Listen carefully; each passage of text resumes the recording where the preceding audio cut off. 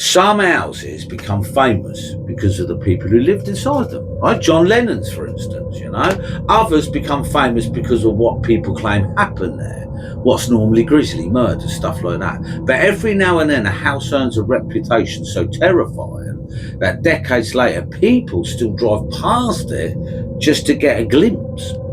This is one of those houses, tucked away on an ordinary residential street in Bridgeport, Connecticut, sits a small three-room home on Lindley Street. There's nothing remarkable about it. No towering Gothic architecture, no abandoned graveyard next door, no dark forest swallowing it whole. This wasn't made for Hollywood. If you drive past it today, you'll probably never give it a second look.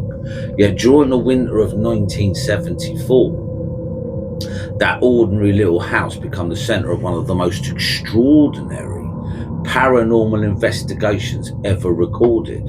Not because one person claimed to see a ghost, not because someone heard strange footsteps in the night, but because police officers, firefighters, priests, neighbours, journalists, and paranormal investigators all claim they witnessed something impossible. Heavy furniture moved across the room without anyone touching it. Kitchen tables flipped over. Televisions crashed to the floor. Refrigerators shifted by themselves. And knives flew through the air. And somewhere inside that tiny house, something appeared determined to make itself presence known. And even stranger, many of the witnesses involved had absolutely nothing to gain. What's important? They weren't ghost hunters chasing fame. They weren't on telly like you get today. They were police officers answering what they believed was a routine disturbance call. Now, some of these officers would later admit that they saw things they simply couldn't explain. Others would not talk about it. A few never wanted to step inside that house ever again. The story quickly spread across America, and within days, thousands of people were gathering outside the property, desperate to witness something for themselves. Television crews arrived, radio stations broadcast updates almost hourly. Reporters surrounded the street, and before long, the tiny home on Lindley Street had become known across the country as America's most haunted house. But here's where the story gets even stranger. Just as quickly as the case exploded into the headlines, it was declared a hoax. The official explanation was simple. A 10-year-old girl named Marcia Goodin had supposedly been responsible for everything. Case closed. Or was it? Because not everyone accepted that explanation. Several officers who had been inside the house later admitted that they never believed a child could have caused what they witnessed. Some insisted objects moved while Marcy wasn't even in the room. Others described seeing several things happen at exactly the same time. One firefighter would later say something that would still send chills down the spine. He said, "They can't convince me it was her." Those words would echo through the years, because if it wasn't Marcia, then what was inside the house? To understand how an ordinary family becomes trapped inside one of the most infamous haunted cases in American history, we need to go back several years before the newspapers, before the crowds, before Ed and Lorraine Warren ever arrived, back to when the Goodin family believed they were beginning a new chapter in their lives. They had no idea they were about to invite something else into their home. So every haunting has a beginning. Not the moment the world hears about it, but the moment something first changes, right? For the Goodin family, that moment didn't come from crashing furniture or ghostly apparitions. It arrived quietly. So quietly, at first, nobody realised anything was wrong. So Jerry and Laura Goodin were an ordinary working couple living in a modest home on Lindley Street, Bridgeport, Connecticut. Life hadn't always been kind to them. In fact, it sucked. Only a few years earlier, they had endured every parent's worst nightmare. Their young son, born with cerebral palsy, tragically passed away. The loss devastated the family. Friends later described Jerry and Laura as people simply trying to carry on and doing their best to rebuild their lives after unimaginable heartbreak. In 1968, they made a decision that filled the house with hope once again. They adopted a little girl from Canada, and her name was Marcia. By all accounts, she was a bright child, quiet, thoughtful, intelligent beyond her years. She was also of Native American heritage, something that would later become a curious footnote in one of the strangest stories ever told. For a while, life appeared perfectly normal, or at least that's how it seemed on the surface. Then little things began happening. Nothing dramatic, nothing anyone would call paranormal. Objects would disappear. Keys left on a table will be found in another room. Kitchen utensils turned up in strange places. Clothes folded neatly one evening somehow ended up scattered across the bedroom floor. Okay, so weird. Every family loses things and every house makes strange noises, so the Goodins ignored it. But the incidents refused to stop. Instead, they became stranger. And one afternoon, Marcia was sitting on the family sofa with her friend Rosemarie. The girls were talking, laughing, enjoying another day, as you do, when the sofa began to vibrate beneath them. Now, at first, they thought someone was playing a prank, but there was nobody else in the room. Then the moment became stronger. According to both girls, the sofa actually lifted from the floor. Now, not enough to throw them across the room, of course, but enough for two children to know that they had experienced something impossible. So the adults struggled to explain it away. Maybe uneven floorboards, someone said. Maybe someone had imagined it. Children can exaggerate, so life carried on. Yet Rosemarie would later witness something even stranger. One afternoon, she walked into Marcia's bedroom expecting to find her playing. Instead, she stopped dead in the doorway. Apparently, Marcia was sitting cross legged on the floor. Her eyes were closed. She was rocking backwards and forwards, and she was speaking. She wasn't speaking English. Nothing anything Rosemarie recognised. The words flowed almost rhythmically, like a conversation. For several moments, Rosemarie simply watched. Then she quietly asked, "Who are you talking to?" Marcia slowly opened her eyes, and without showing any fear, she calmly replied, "My granddad, my grandfather." Well, the answer made little sense, to be honest, because her grandfather had already died. Rosemarie nervously asked what he wanted. So Marcia looked back towards the floor and said, then she said quietly, said something that would stay with her friend for years, apparently. She said, "He's angry." Now, according to Marcia, her grandfather had been a respected chef, and he was unhappy that she'd been adopted, unhappy that she'd left her family behind. Rosemarie didn't know what to say. She simply backed out of the room. Later, she would tell people this wasn't a one off conversation. It happened several times, whether Marcia was grieving, imagining things, or speaking to something none of us can explain. No one knows. But looking back after everything that followed, many investigators would wonder whether these moments were the first warning signs. So the years passed. Apparently, the atmosphere inside the Goodin house seemed to change. It wasn't just the family who noticed. Visitors often commented the home felt unnaturally heavy, difficult to explain, almost as though the air itself had become thicker. Then, during the autumn of 1971, the house found its voice. Late one evening, a loud bang echoed through the walls. Then another. Then another. The sound wasn't coming from outside. It wasn't next door. It wasn't on the roof. It seemed to come from inside the house itself. Jerry later described it as sounding like someone was throwing large stones directly at the walls. It went boom, boom, boom, and the rhythm never made sense. Sometimes it happened during breakfast. sometimes in the middle of the afternoon, and sometimes it woke the family in the early hours of the morning. Every room seemed capable of producing the noise. One night it came from the kitchen, the next from the bedroom, then the next the hallway, then directly beneath their feet. The family searched everywhere. Nothing. Neighbours searched, nothing.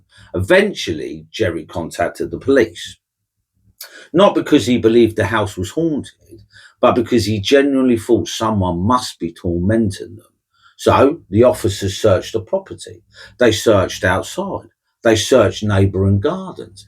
They even considered nearby construction work. Every logical explanation failed. Then one of the officers suggested something unusual. He said, if you hear it again, record it. And the Goodins did exactly that. And when they played the tape back, the knocking could clearly be heard. But even stranger, it appeared to move from room to room, almost as though whatever was making the sound was walking through the house. The recording proved one thing: the noise was real, right? But it answered none of the questions. In fact, it only created more. Because over the next 3 years, the knocker never truly went away. It simply waited, growing louder, growing bolder, as though something inside the house was slowly gathering strength. And before long, it would stop knocking and start throwing things. Now, for almost 3 years, the knocking came and went. Sometimes it disappeared for weeks. Other times it echoed through the walls for hours. The Goodins learned to live with it, or perhaps they simply convinced themselves that they had no other choice. Friends suggested it might be old plumbing. Neighbours blamed nearby construction work. Police officers searched the property more than once. Nobody found anything. Nobody. Eventually, the knocking became part of everyday life. But then everything changed. By the summer of 74, the family began reporting incidents that no amount of logic could explain. One evening, Jerry and Laura were sitting quietly inside their home when movement caught Jerry's eye. So he looked towards the front window and froze. A hand, a pale hand, appeared to press itself against the glass from the outside. It was only there for a second, long enough for both Jerry and Laura to see it. So Jerry jumped to his feet. He rushed to the front door, expecting to catch whoever had been playing tricks on them. He threw the door open. Silence. The street was empty. No footsteps either. No running figure. No neighbour laughing at a prank. There wasn't another soul outside. The couple searched around the house. Nothing. No one. They tried convincing themselves it had been a trick of the light, a reflection, anything but what it appeared to be. And we all do that. A few weeks later, it happened again. 3 loud knocks echoed through the front door. Not frantic knocking, not banging, just 3 deliberate, heavy, perfectly spaced knocks. Laura immediately opened the door. Nobody. Again. Nothing. Nobody. But this time, there was something impossible left behind. Wet footprints. Clear footprints stood on the doorstep. Yet the evening had been completely dry. No rain, no puddles, no damp grass. Just these strange footprints appearing from nowhere and disappearing just as mysteriously. Now, where did these footprints come from? It wasn't raining. There shouldn't have been any. By now, the family could no longer laugh the incidents away. The atmosphere inside the house had changed. Doors opened by themselves. Cupboards were found standing open.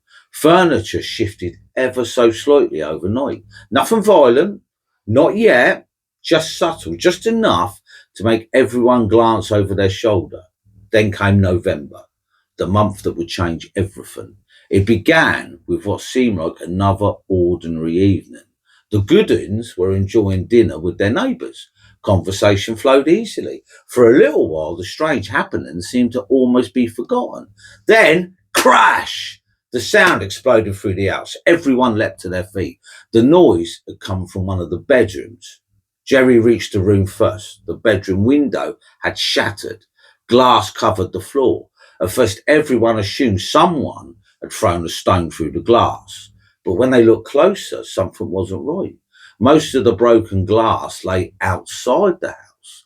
The window hadn't been smashed from outside. It had exploded from the inside. No one could explain how. The following evening, things became even stranger. After dinner, the family settled into the living room to watch telly. The house felt unnaturally quiet, too quiet. Then another crash echoed through Marcia's bedroom. When Laura opened the door, the curtains had been ripped from the wall. The window blind had been rolled itself completely to the top. She sighed, picked everything up and hung the curtains back into place, pulled the blind down and turned to leave. Before she reached the doorway, the curtains tore themselves free again.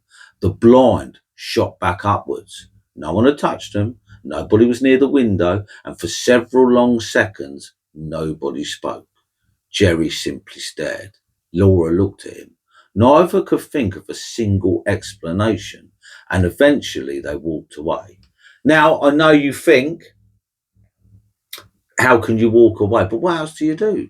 Sometimes ignoring strange things felt easier than trying to understand them. So they went back to the living room. The silence returned. Then a loud boom, another boom, another boom. The knocking was back, only this time it wasn't confined to one room. The walls shook, the ceilings vibrated, the floor beneath their feet trembled with each deafening impact. It sounded as though something enormous was trapped inside the walls trying to break free. The noise grew louder and louder until conversation became impossible. Even the television was drowned out. And then without warning, everything stopped. Complete silence. No footsteps. No voices. No explanation. The family barely slept that night. Something had changed. Look, if I was the neighbours, I wouldn't have stayed there. In fact, if I was the neighbours, I wouldn't have gone over there. Right? Every one of them knew it. Something had changed deep down. Whatever had been making noises inside the house for years no longer seemed content with just knocking. It wanted to be seen. The following afternoon, the Goodins returned home after visiting relatives. Jerry unlocked the front door, and at first, nothing looked unusual. Then he noticed Marcia's television. Now, it should have been sitting safely on a high shelf. Instead, it was laying face down across her bed. The wires dangled over the edge like someone had deliberately placed it there. Now, frowning, Jerry lifted it back into position. He hadn't taken more than a few steps towards the kitchen when he heard porcelain clatter behind him. He turned around. A dinner plate rose out of the kitchen sink. Not thrown, not bounced, it simply lifted. For a split second, it hung in the air. Then it shot across the room, smashing into the wall. Another plate followed, then another. Within seconds, cups started flying, bowls started flying, glasses were flying through the kitchen as though invisible hands were emptying every cupboard at once. Jerry just stood there frozen, unable to believe what he was seeing. Then something happened that would haunt him for the rest of his life. And this is dodgy. The knife block sitting on the kitchen counter suddenly shook.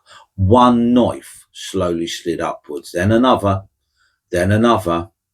and without warning, the knives launched themselves across the room. Now, Jerry instinctively threw himself to the floor as the blades buried themselves into the cupboard and walls behind him. And that is extremely dangerous, isn't it? Obviously. Laura reached the doorway just in time to see the final knife strike the wall. And neither of them spoke because there was no words left. And what happened next would convince the Goodins that whatever was inside their home was no longer simply trying to frighten them. It was becoming violent. By now, the Goodin family were exhausted. For years, they had lived with strange knocks, moving objects, and a feeling that something unseen shared their home. But nothing, and I mean nothing, could have prepared them for what happened next. The house was no longer playing tricks. It was attacking them. Now, after the terrifying incident with the flying plates and knives, an uneasy silence settled over the kitchen. You can just imagine it, can't you? You're sitting there in shock and you've got remnants of broken things just going ding, ding, ding, ding. Jerry slowly stood from the floor. His heart was pounding so hard he could hear it in his ears. Laura remained frozen in the doorway. Neither of them dared speak. Every instinct told them to leave the house. But this was their home. Everything they owned was inside. Trying to convince themselves the worst was over, they cautiously began putting things back where they belonged. Broken crockery was slept into piles. The knives were picked up one by one. The television was returned to its shelf once again. And for a few precious moments, nothing happened. Then Laura carried a bag of groceries into the kitchen. And as she unpacked the food, she heard a scraping sound behind her. At first, she ignored it. The noise came again, slow, heavy, like furniture being dragged across the floor. She turned around and what she saw stole the breath from her lungs. The kitchen table was moving. Not sliding, not wobbling, not delicately, lifting. One side rose slowly into the air as though an enormous invisible hand had reached under it. Laura stood rooted to the spot. The table climbed higher and higher until suddenly it flipped completely over. Groceries exploded across the floor, glass jars shattered, food scattered across the floor. The table crashed down with such force the entire house shook. Before Laura could even react, another sound filled the kitchen, a deep metallic groan. She turned once more. This time, the refrigerator was moving. The heavy appliance slowly lifted away from the floor, only a few inches, but enough to leave a clear shadow beneath it. Then it just slid sideways, almost as if something unseen was testing its way. A second later, it slammed back onto the floor. I'll be gone, I'm telling you. Laura staggered backwards in disbelief. Her nightmare wasn't over. As she stood there trying to process what she just witnessed, the television suddenly toppled from its stand. The heavy set crashed directly onto her foot. Pain shot through her whole body. She cried out in agony, and Jerry rushed to help her. Together, they lifted the television away before checking the broken bones, and thankfully, she escaped with just bruises. But one terrifying question remained. If that television hadn't landed on her foot, what if it had struck her head instead? And for the first time, the family genuinely believed they were in danger. Right then, before we carry on, let's just remind ourselves where we were up to. Because if you watched part one, you'll know this story already taken a pretty strange turn. We've got this ordinary family living in an ordinary little house, Lindley Street. Now, at first, it's just the odd knock, a few strange noises, nothing you'd lose sleep over. Well, I would lose sleep over it, right? Then the windows start smashing. Furniture begins moving. Heavy objects are being thrown around the house. Now, I'll be honest, if it was only the family saying all this, I'd probably be thinking there's got to be another explanation. I think most people would. But here's where everything changes, because now it's not just the Goodin family. The police are getting involved. And that's where the story really starts to get under your skin. So Jerry Goodin runs across the road to his neighbour. After all the kerfuffle in the kitchen, right, the knives being flown, the tables being turned over, the cutlery floating on its own, right? John Goodin runs across the road to his neighbour. Now, his neighbour just happens to be a police officer called John Holdsworth. Jerry is beside himself. He looks at Holdsworth and basically says, man, you've got to come and see this. There's something evil in my house. Now, you can imagine being police officer Holdsworth, right? You're probably thinking, right, all right, let's go and have a look. Maybe someone's broken in. Maybe a few local kids are winding the family up. Maybe everyone's just got themselves into a panic. Whatever it is, you're expecting to find something. What you're not probably expecting is what happens next, though. Like, Holdsworth walked through the front door. The house is a mess. Broken glass everywhere. Furniture upside down. Drawers pulled open. It honestly looks as though someone's turned the place upside down, looking for something. And he's taking it all in, looking around, trying to make sense of it, and then something catches his eye. One of the chairs. Now, at first, he probably thinks there's nothing of it. Maybe he just imagined it. Maybe it settled awkwardly. Then it moves again. Now, can you picture that room for a second? One frightened family, one police officer, nobody saying a word, and every pair of eyes are locked on that chair.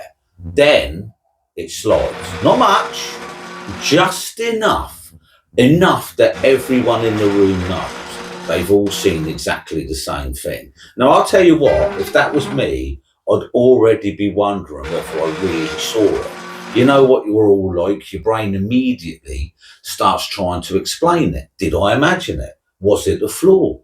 Did somebody knock it? But before anyone can even say a word, another chair moves. And this time, nobody's got an explanation. The room just falls silent. You can hear a pin drop.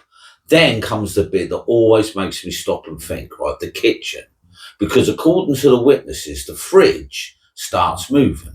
Now, not rocking, all right, and not vibrating.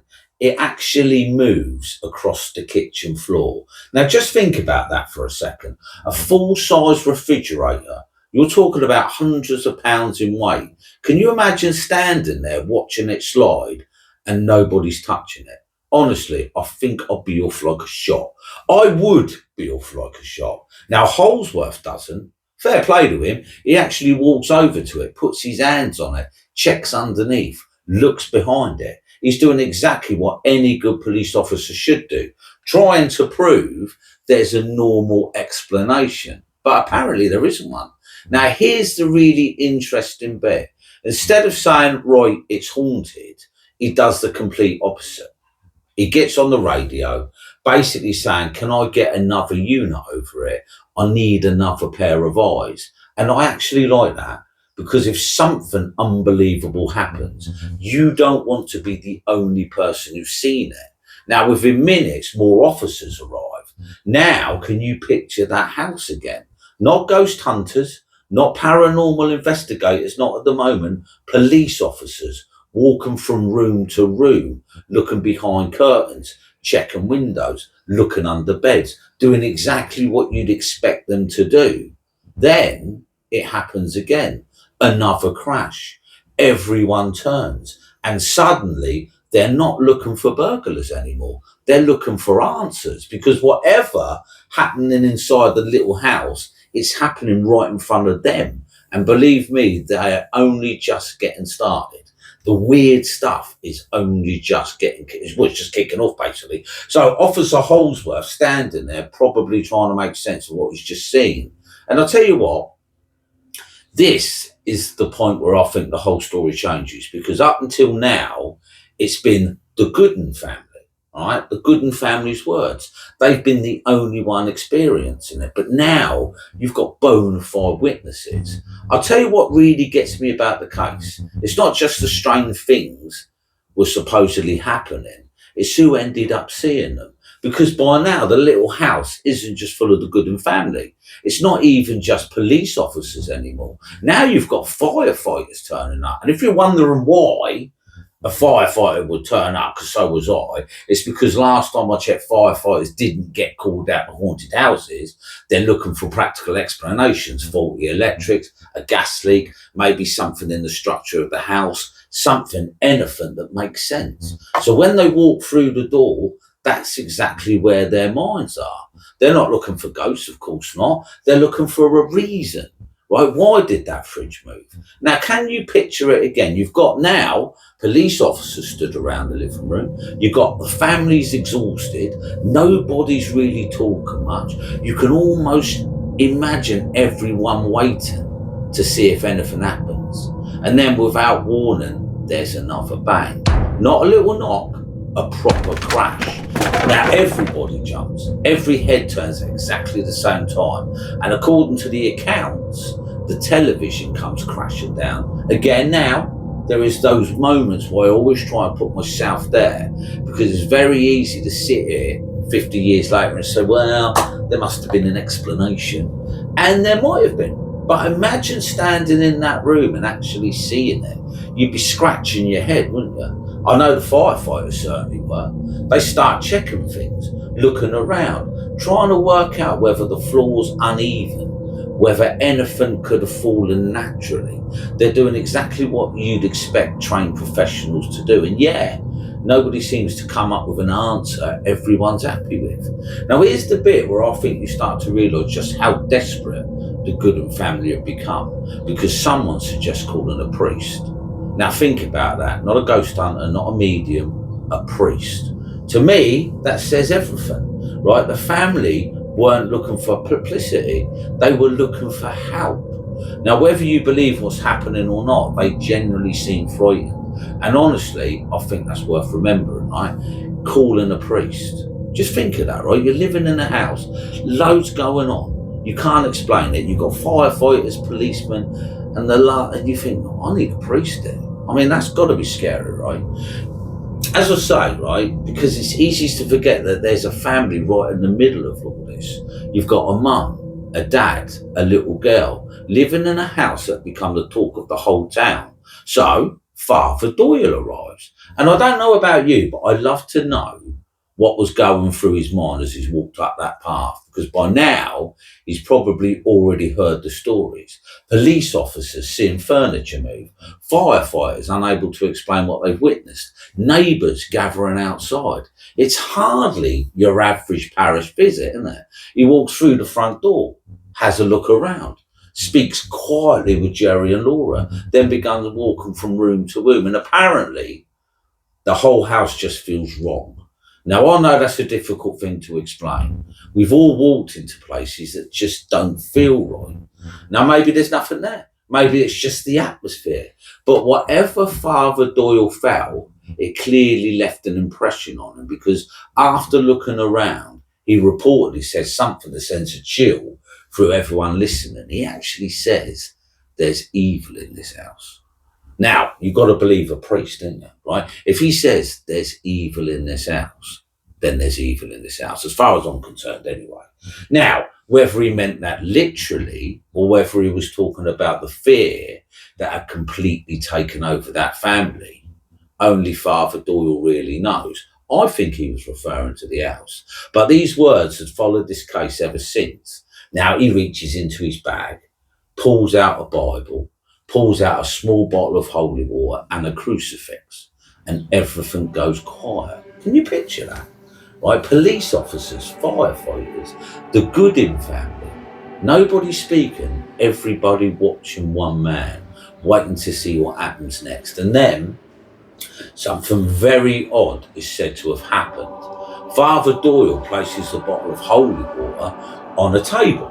Right, turns away for a second, reaches back for it, and before he can pick it up, the bottle tips over. Nobody's touching it, right? He stands it back up, probably thinking, that's strange, it's weird.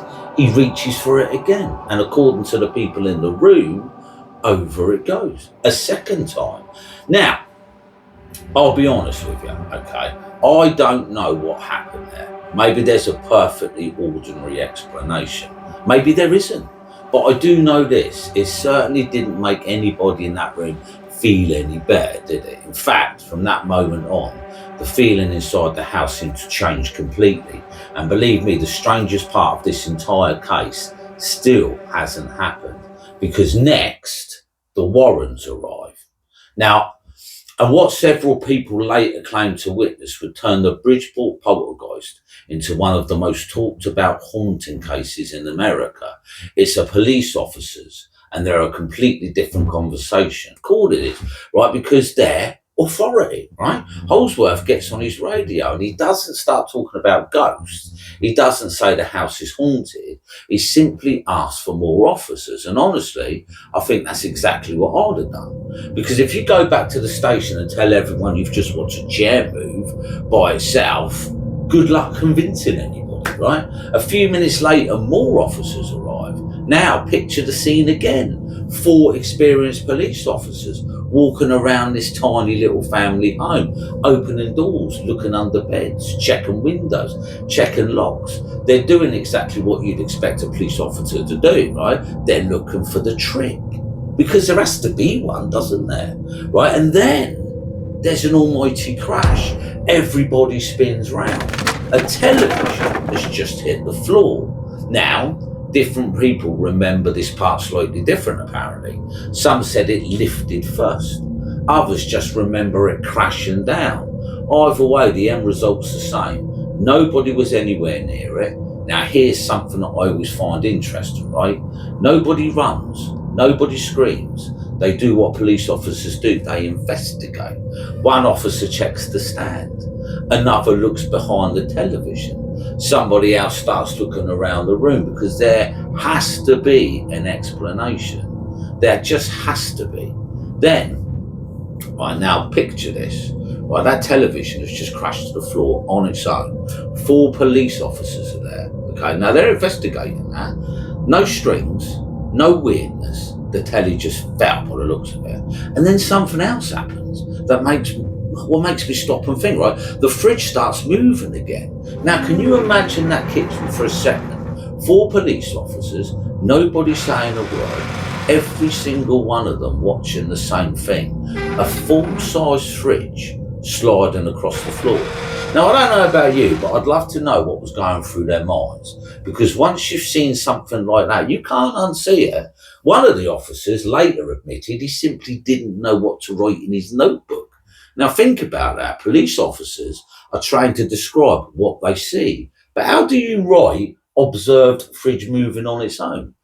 Right? You don't deal without thinking nobody's ever going to believe this. And the strange thing is, instead of fewer emergency services arrive and more turn up, which tells me something about this story, the officers clearly felt they weren't dealing with an ordinary disturbance anymore.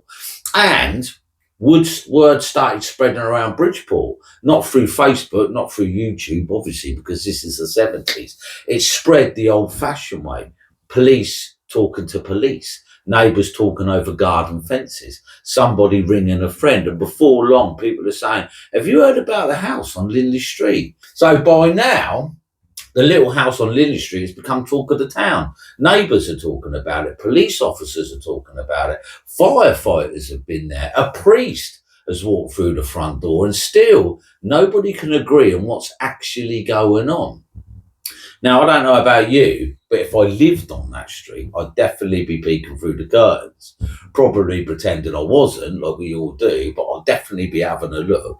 And that's exactly what starts happening. More and more people begin turning up. Some are genuinely worried about the family. Others, well, they're just curious. Because let's be honest, if someone told you there was a house where police officers had supposedly watch furniture moving, you'd probably want to have a look yourself. And before long, there are people lining the streets, cars slowing down, neighbours standing in little groups trying to separate fact from rumour. And you know what rumours are like. By the time you've gone through 5 people, the story usually grown another 2 heads. They call it Chinese whispers. Some people are saying the house is possessed. Others reckons it's a big publicity stunt. But somewhere in the middle, obviously sits the truth. Now, here's where the 2 very familiar names enter the story, right? So now here's where 2 familiar names enter the story. Ed and Lorraine Warren.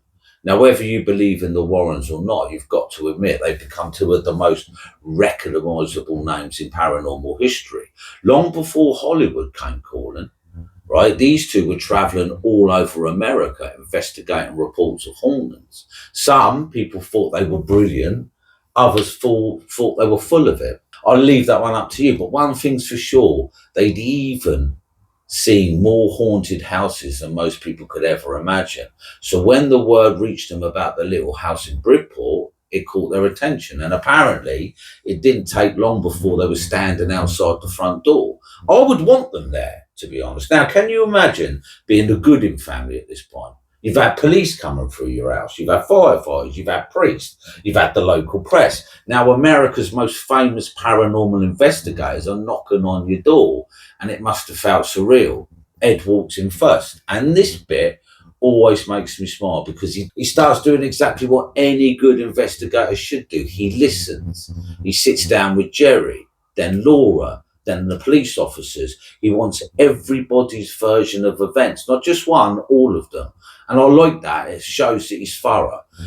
Because before you even start thinking about ghosts, you've got to understand the people. Now, Lorian's a little different, right? People often describe her as being very sensitive to places. Whether you believe that or not, I don't know. She later said that the atmosphere inside the house was unlike anything she'd experienced before. She said it was heavy, oppressive, as though something was pressing down on everyone inside. Again, that's her account. But it's interesting that several other people used the very similar words, didn't they? Now, here's the bit I'd love to have seen. Ed's talking quietly with one of the officers. Lorraine's walking slowly around the house. The family's watching every move they make. Can you picture that? Nobody's rushing around. Nobody's trying to scare anybody. Just a room full of people waiting. Because by now, everyone's thinking the same. Well, what do you make of it? Then Ed says something interesting. He wants to keep a close eye on Marcia. Not because he's accusing her of anything, but because in a lot of cases he'd investigated over the years, the strange activity often seems to happen around one particular person, and usually a teenager or a child. So he asked one of the younger investigators with him, Paul Eno, to stay close to her. Just observe, nothing more. And honestly, that seems perfectly reasonable, doesn't it? Because if you're trying to solve a mystery, you watch everything. Not because you think someone's lying, but because sometimes the smallest detail turns out to be the biggest clue. Now, nobody in the room could have guessed what was about to happen next, right? Because according to several of the people there, Marcia's chair was about to do something that none of them would ever forget, right? Now, I want you to forget everything you've seen in horror movies for a minute. Forget spinning heads, forget walls bleeding, forget things flying all over the place, because sometimes the quiet moments are the ones that stay with you. Now, picture this. It's the evening. The house is strangely calm. For the first time in what probably feel like days, nobody's saying very much. Ed Warren's there. Lorraine's quietly walking around the house. Poor Eno is keeping an eye on Marcia, just like Ed had asked him. Police officers are still around. The Goodin family are exhausted. You can almost feel it. Everyone's waiting. Not because they know something's going to happen, but because enough strange things have already happened that nobody really wants to be the first one to relax. I get that. Now, Marcia's sitting in a wooden dining chair. Nothing unusual about that. Just an ordinary chair.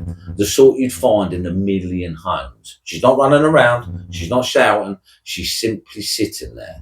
Now, Paul Eno later said he deliberately kept watching her. Not staring, just observing. Because Ed wanted to know if there was a pattern to the activity. And then, without warning, something changes.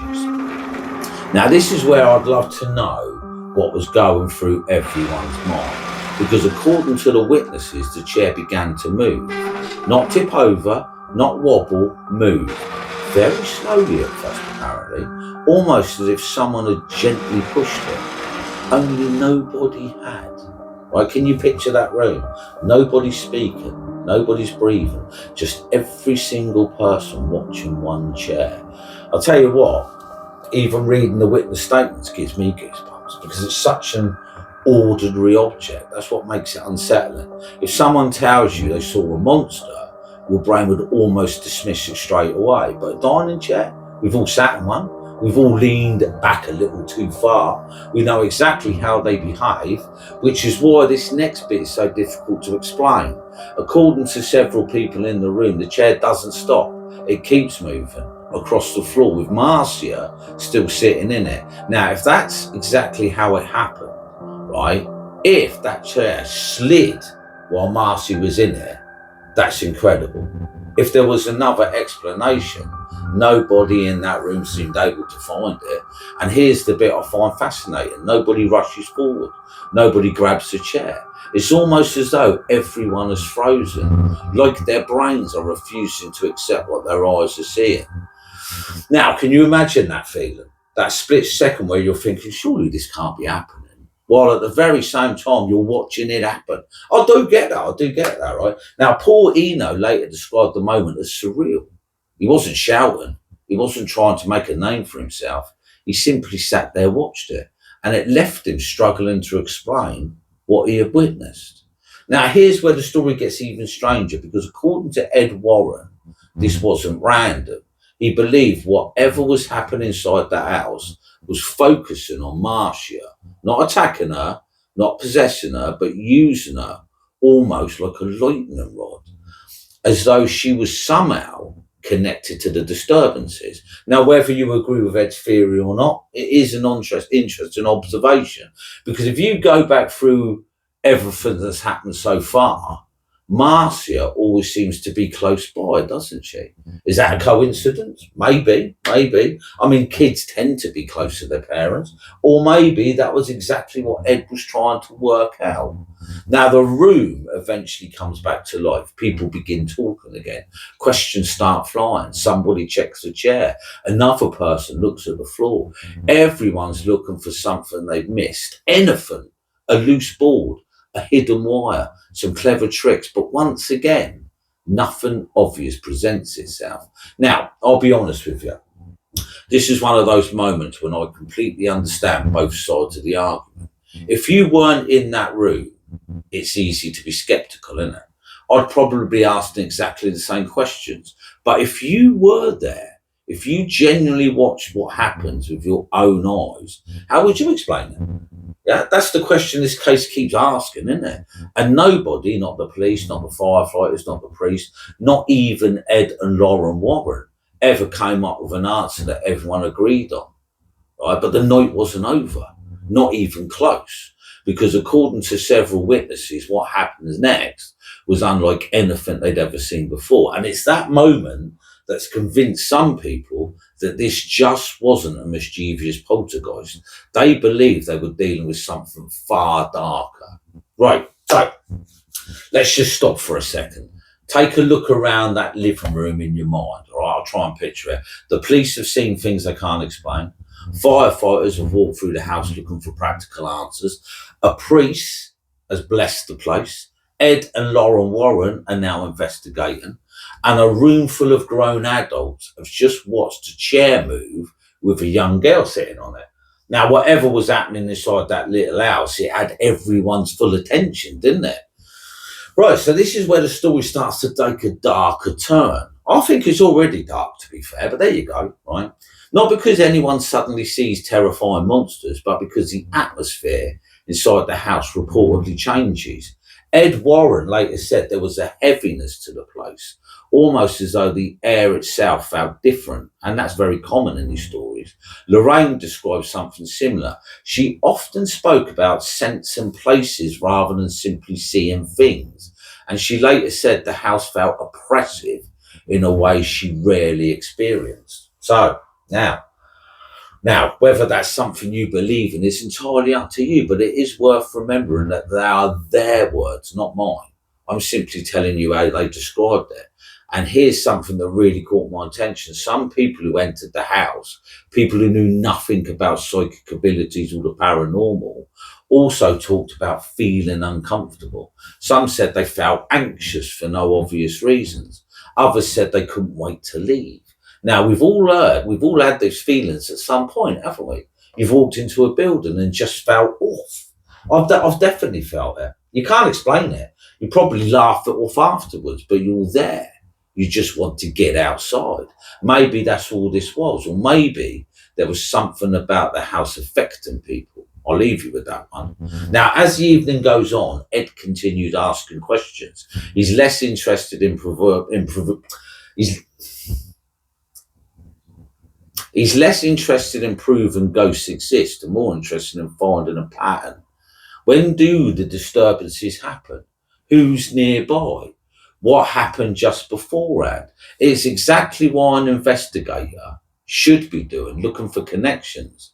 Then Lauren quietly asks if she can spend a few moments alone in one of the rooms. Now, you imagine that most of us will be looking for the quickest way out. She's asking to stay behind. Apparently, after a short while, she comes back looking visibly shaken, not panicking, not screaming, just unusually quiet. Now, when asked what she experienced, she tells them she believes there's more than one presence connected to the house. This is one of the most controversial parts of the case because, according to the Warrens, there wasn't simply a playful poltergeist throwing things around.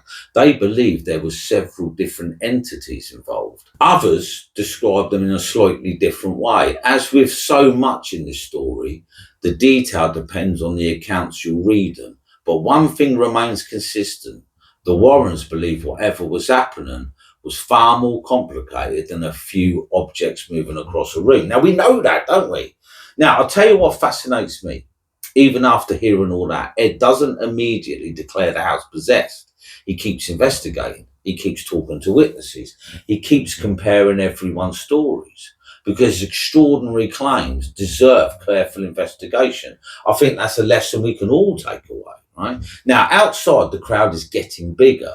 News has spread. Neighbours are gathering on the pavement. Some are hoping to see something. Others are hoping to prove it's all nonsense. The house has become the centre of attention. And the Goodin family, well, imagine being them.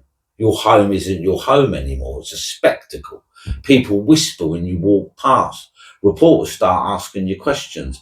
Complete strangers have opinions on your life. Now, whether the haunting was genuine or not, that has to have been incredibly difficult.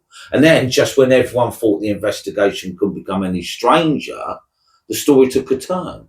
This shocked almost everyone involved because not long afterwards, and trust me, even today, people still argue about that confession.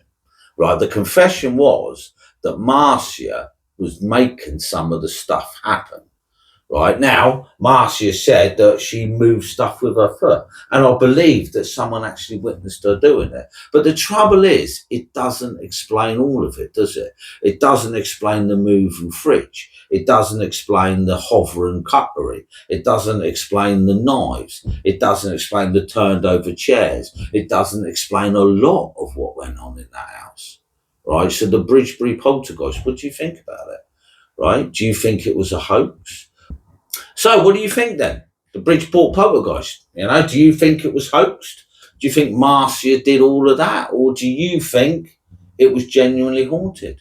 Well, look, drop me a line, tell me what you think. I'll be glad to listen to it, of course. All right, well, this was Alien UFOs and weird stuff.